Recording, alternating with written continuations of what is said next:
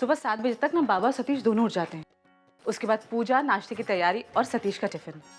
उसके बाद सतीश को ऑफिस जाना और उसके बाद बाबा का क्लब जाना। ये सब होते हुए ना 10 बज जाते हैं और मैं एक पाँव पे घर में घूमती रहती हूँ।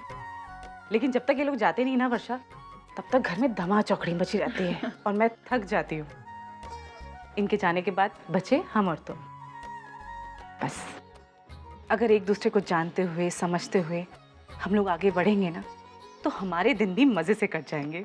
आई मैं भी बिल्कुल यही चाहती हूँ और यकीन मानिए मैं बिल्कुल कोशिश करूंगी कि हमारे रिश्ते में कोई। मुझे पता है वर्षा, तुम्हारा इस घर में पहला दिन है ना, इसलिए मैं चाहती हूँ तुम घर में सब लोगों के लिए अपने हाथों से कुछ मीठा बनाओ। हाँ मैंने शीरे की तैयारी कर दी है, बस शुरू हो जाओ।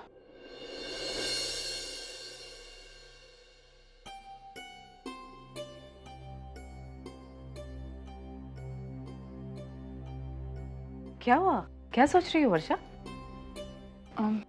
वो आई एक्चुअली मुझे शीरा बनाना नहीं आता।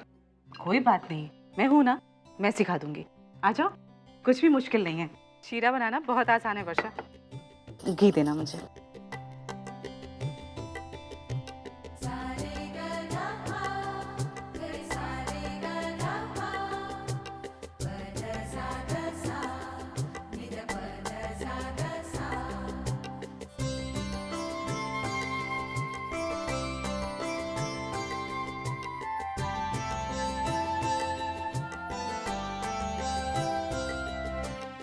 जल्दी से तुम सारे काम सीख लो ताकि मैं अपनी सारी जिम्मेदारियां तुम्हारे हाथों में सौंप कर रिटायर हो सकूं। बस मैं यही चाहती हूँ। उसके बाद घर में आने जाने वाले मेहमान, तीज, त्योहार, फंक्शन, सब कुछ तुम्हें ही हैंडल करना पड़ेगा वर्षा। पता है वर्षा, शादी होने के बाद लड़की को किसी भी चीज के लिए ना बोलने का अधिकार खत्म हो जाता है, क्योंकि उसके ससुराल वालों का ये मानना होता है कि उनकी बहू को सब कुछ आता है। आई आप बिल्कुल चिंता मत कीजिए, मैं सब कुछ जल्दी ही सीख जाऊंगी और आपको शिकायत का मौका बिल्कुल नहीं दूंगी। आज आपने शीरा बनाना इतने प्यार से सिखाया, देखना अगली बार मैं खुद ही बना लूंगी। Very good. शीरा होने वाला है। हाँ, मैं देखती हूँ। अरे वर्षा, एक बात तो बताना ही भूल गई। आज लंच में ना उर्मिला और अश्विन आ रहे हैं, तो शीरा होने के बाद हम लोग लंच की तैयारी कर लेंगे, ठीक है?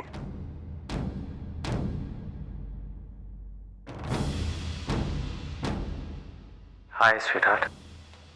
Welcome to the family.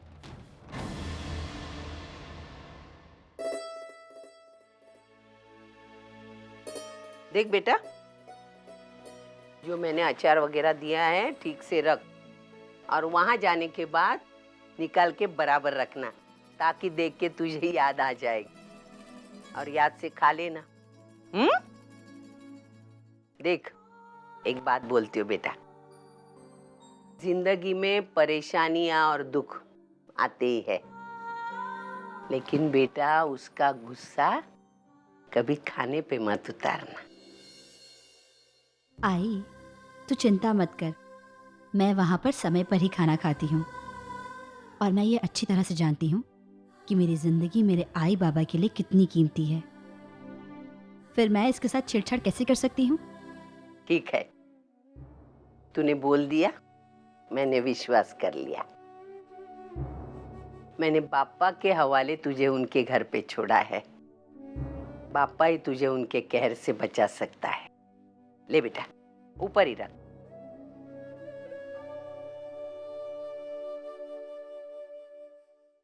आई, है? एक बात कहनी थी तुझसे। बोल ना बेटा। आई, क्या किसी भी तरह दादा और वहिनी का तलाक नहीं रुक सकता?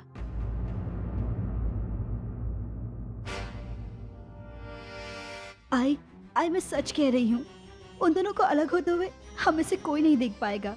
आई, तू चाहेगी तो ये तलाक रुक सकता है, बस तू एक बार अरे मानव वहाँ राह देख रहा है बेटा, तुझे छोड़ने के लिए आने वाला है ना।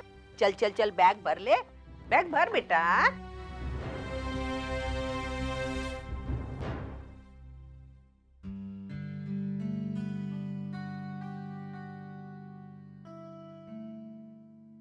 निकला। बाबा, बंधु, आप चिंता मत कीजिए बाबा, मैं अपना पूरा ख्याल रखूंगी। तुझे पता है बंधु, जब हम पर मुसीबतें आती है ना, तो इस उम्र में भी हमारे पैर लड़खड़ा जाते हैं। और तू इतनी छोटी सी उम्र में इतनी बड़ी बड़ी मुसीबतों का सामना कर रही है। बेटा, मैं तो तेरी इन मुसीबतों में कोई मदद तो नहीं कर सकता, लेकिन मैं बापा से तेरे लिए प्रार्थना जरूर कर सकता हूं। वही तुझे ताकत देंगे, वही तेरी अच्छाई को फल तेरे आंचल में डालेंगे।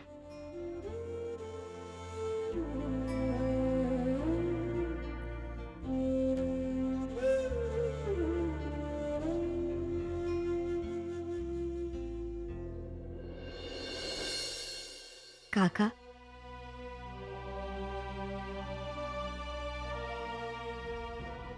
बेटा बंधु, सही कह रहे तेरा बाबा। अरे रात के बाद सुबह का आना ये तो प्रकृति का नियम है। आज तेरी जिंदगी में दुख है, लेकिन कल सुख आएंगे और तेरी जिंदगी में बहुत जल्द सुबह हो जाएगी। और फिर हम सबका आशीर्वाद है ना तेरे साथ।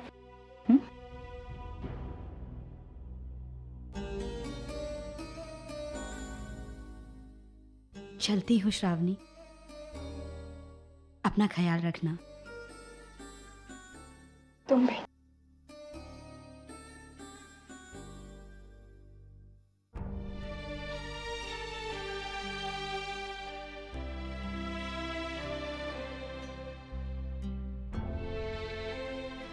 अपना ख्याल रखना बेटा।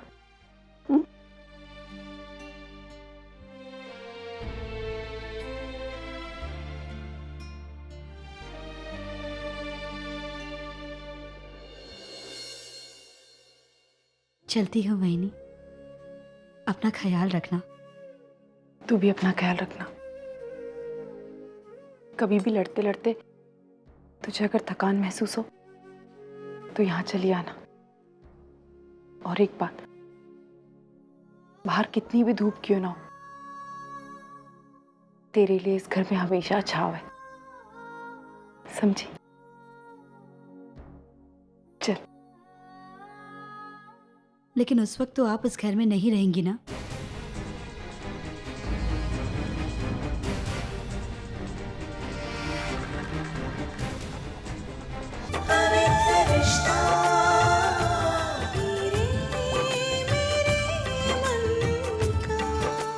ZTV, आज लिखेंगे कल।